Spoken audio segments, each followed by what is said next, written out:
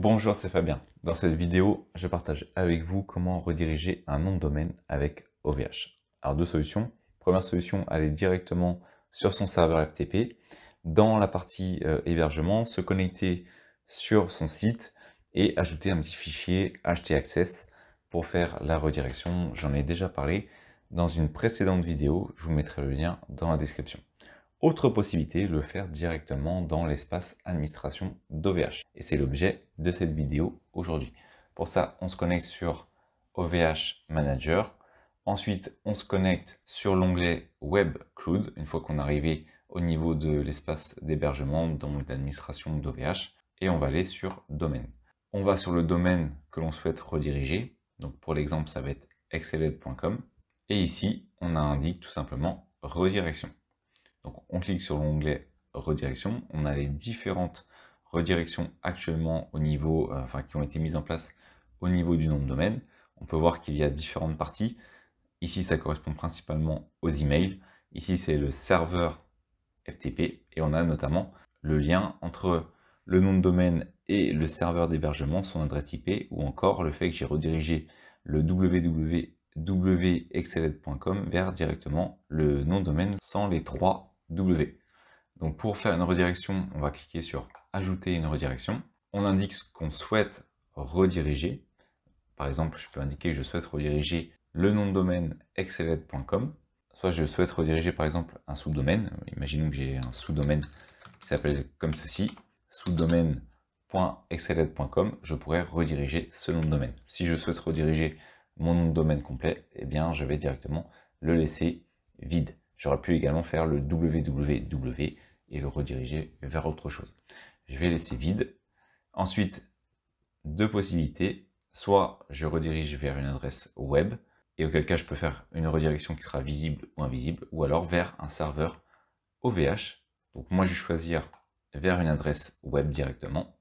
Je vais faire suivant. Je vais laisser avec une redirection visible, autrement dit, lorsque la personne va cliquer sur un lien qui emmènerait vers exceled.com, ça va s'afficher exceled.com et ensuite il va être redirigé. Si je le mets en invisible, il ne verra pas qu'il est passé par exceled.com, il pensera qu'il est arrivé directement sur la nouvelle URL. À voir après ce que vous préférez mettre en place. Donc je vais laisser, alors mince, j'ai cliqué sans faire exprès, je vais laisser par défaut, donc je retourne sur une redirection visible.